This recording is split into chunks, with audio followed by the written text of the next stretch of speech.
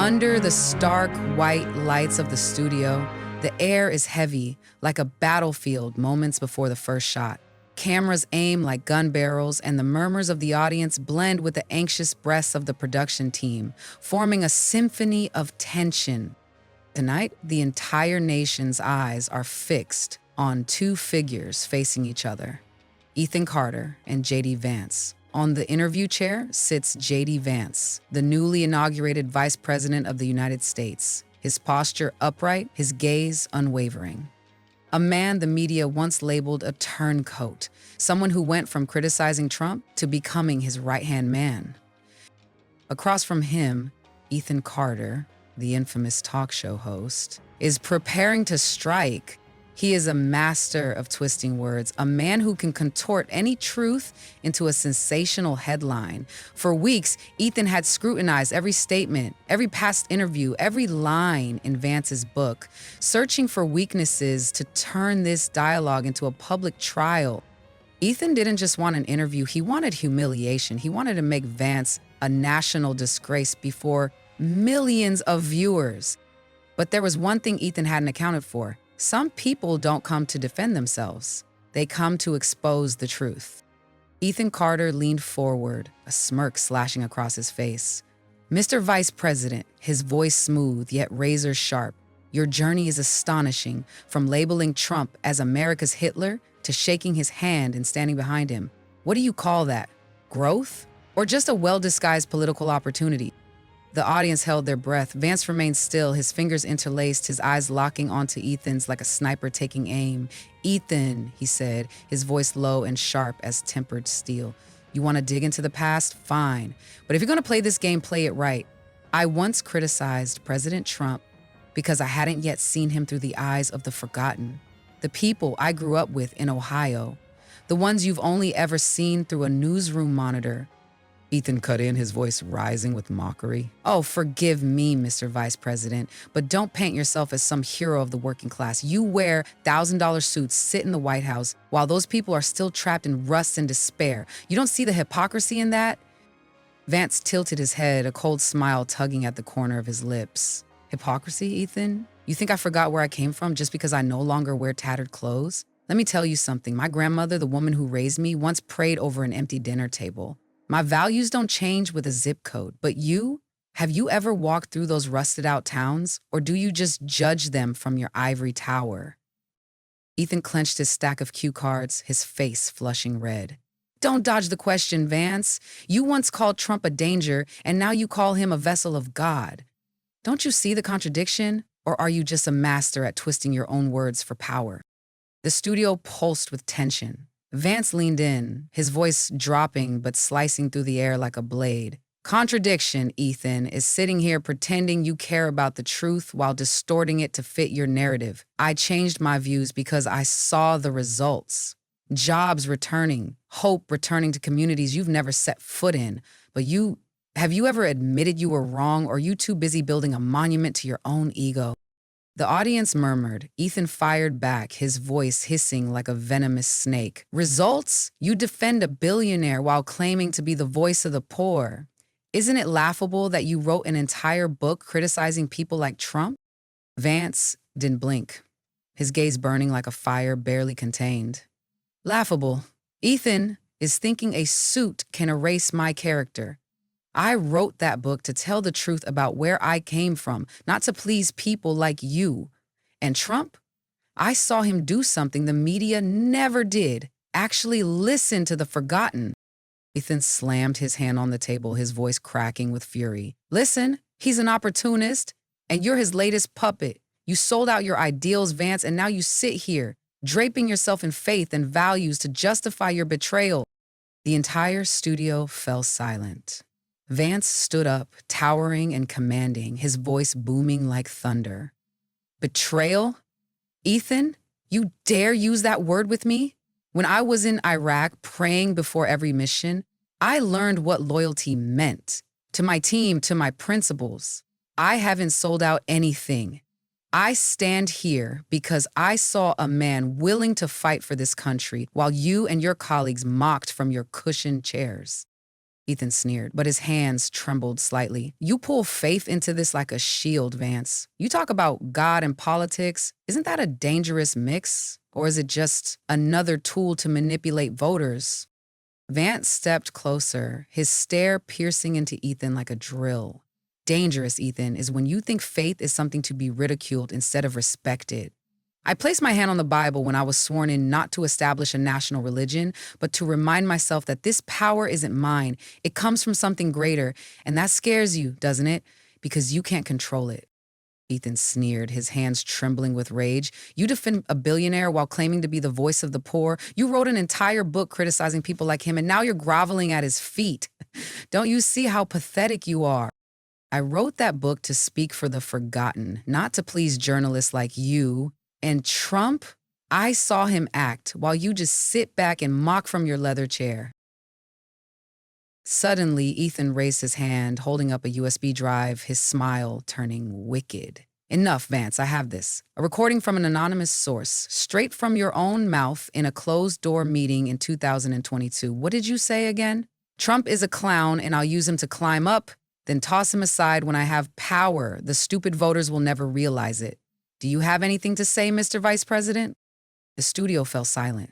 The audience gaped in shock, and a few began to boo. Vance stood frozen, his face briefly paling, his eyes blinking as if he had just been stabbed in the heart. Ethan burst into triumphant laughter. Well, Vance, you just shot yourself in the foot. The American people will see you for what you are, a fraud, an opportunist, nothing more than a snake in a suit. From backstage, Liam Hayes watched Vance with a bewildered look. The audience murmurs grew louder, the boos intensifying.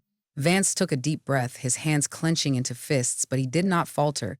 His voice rose, slow but powerful like a fire rising from the ashes. Ethan, you think you've won, don't you?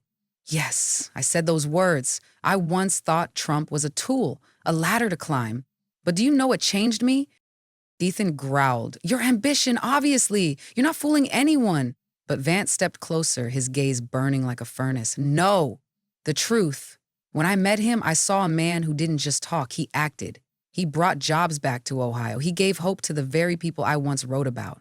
I was wrong about him, and I'm man enough to admit it before this entire country. But you? Do you have the courage to face yourself, or are you just digging up dirt to cover your own emptiness?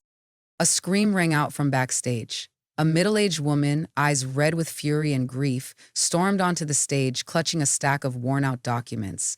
Ethan Carter, she cried, her voice shaking with pain and anger. You think you can bury the past? Here, letters you wrote to my father 20 years ago, promising to help him keep his factory in Ohio, but you sold him out to a corporation for commission money.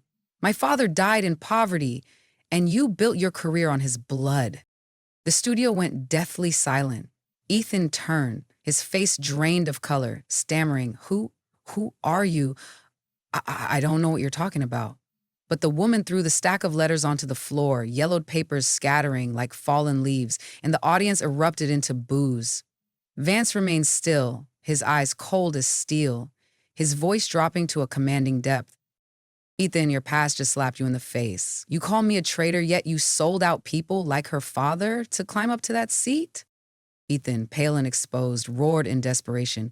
You won't get away with this, Vance. You're still a liar, and I'll prove it. He turned to Liam Hayes backstage, shouting, Liam, play the tape I told you to prepare, the one where Vance admits his faith is just a political ploy.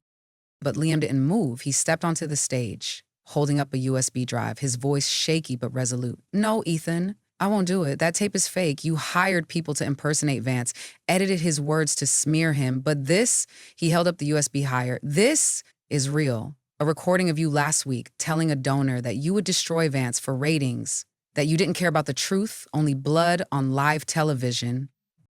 The audience erupted into furious shouts, a tidal wave of rage. Ethan lunged at Liam, his hands trembling, his face contorted in madness. You betrayed me. You're garbage. I made you, I paid you, and now you dare turn on me? He snatched Liam's phone, hurling it to the ground, his voice shrieking. You think I'm afraid?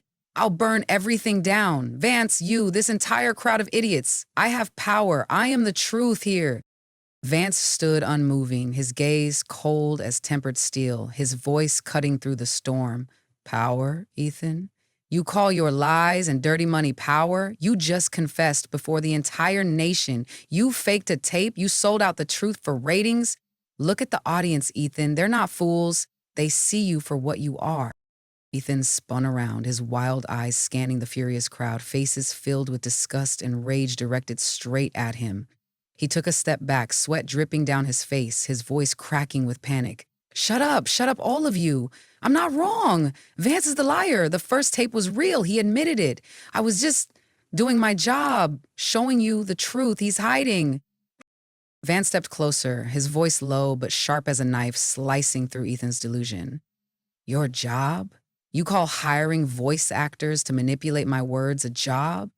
Yes, I once spoke harshly about Trump. I've admitted that. But you, Ethan, you don't have the courage to admit who you are. You think you can break me, but you're the one shattering the mask you've worn for years.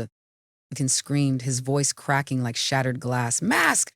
You're the one wearing a mask, Vance. You think you're noble? You're just a lucky hillbilly, a traitor in hero's clothing. I won't let you win. I have more evidence. I will. He lunged for the table, grabbing a stack of notes, but his hands trembled so violently that the papers slipped through his fingers. At that moment, a young studio worker rushed in from backstage, gripping a tablet, his face pale but his eyes blazing. Mr. Carter, he shouted, his voice cutting through Ethan's meltdown. I have this text you sent last week ordering me to hack Mr. Vance's emails for more ammo. But I found something else. You received $2 million from a corporation to smear the new administration, and you knew from the start that the first tape was fake. You told me, make it sound real, even if it's not. The studio shook with the audience's outraged screams. Ethan spun around, his eyes bulging, spit flying as he roared, lies, all lies. Who the hell are you to challenge me? I'll sue you, I'll sue this network, I'll sue Vance. He lunged at the young staffer, his hand raised to strike, but Liam stepped in, shoving Ethan backward onto the floor. Ethan lay there gasping, his hair disheveled, his wild eyes staring up at the studio lights like a man lost in a nightmare. You can't do this to me. I'm Ethan Carter. I'm the king here. His voice faded, swallowed by the deafening roar of the crowd's fury.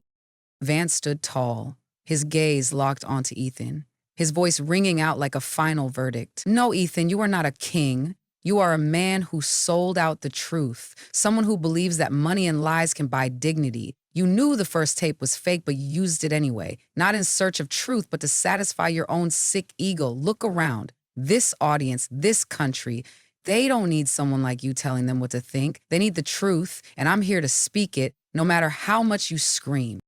Ethan looked up, his face twisted in the throes of his final madness. The truth?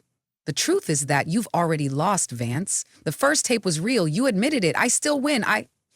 But his voice was drowned out by a sudden outcry from the front row. An elderly woman shot to her feet, pointing directly at Ethan. You're a liar. I heard that tape. Vance's voice doesn't sound like that. I grew up in Ohio. I know his real voice. You made this up just to take him down. The crowd erupted once more, thunderous applause mixing with furious boos. Ethan shrank back, clutching his head, his voice reduced to a whisper, like a man descending into madness. No, this can't be. I can't lose. I can't lose. He collapsed entirely, tears streaming down the once arrogant face that was now nothing but a ruin. The audience rose to their feet, applause crashing like a tidal wave, drowning out Ethan's pitiful whimpers. Liam and the young staffer stood frozen, a mixture of fury and relief in their eyes, while the woman from the audience looked at Ethan with silent contempt. Vance turned to face the crowd, his voice low but commanding. Tonight you have witnessed what happens when arrogance faces the truth. They thought they could destroy me because of my past, my faith, my loyalty. I have admitted my mistakes before you all, and I stand here not for power, but for the values that built this nation. Do not bow to men like him. Integrity is not about pleasing the mockers, but standing firm for what you believe. He stepped off the stage, leaving behind a shattered Ethan Carter, not just a man who had lost his show, but a man who had lost the very soul he had once traded. That night, the truth didn't just win, it flipped the entire game, leaving the nation stunned by an unimaginable comeback. This story reminds me of an unshakable truth in life. The truth can be distorted, hidden, even buried, but it never disappears. Ethan Carter embodied arrogance, the kind of man who believed power came from eloquent deception, media manipulation, and controlling others. But when faced with someone who had endured too much, who had tasted the bitterness of betrayal, who had learned the value of truth, his tricks became worthless. JD Vance was not perfect. He had made mistakes, had doubted, had wavered. But what set him apart was his ability to admit where he was wrong, to confront his past, and to learn from it. That is something men like Ethan could never do. Ethan Carter didn't lose because JD Vance won. He lost because he destroyed himself from within. And JD Vance didn't need to claim victory because the truth had already won for him. You can deceive the world, but you can never deceive yourself forever. What do you think about this story? Drop a comment and let me and everyone else know. If you enjoyed it, don't forget to leave a like and hit that follow button. See you in the next video.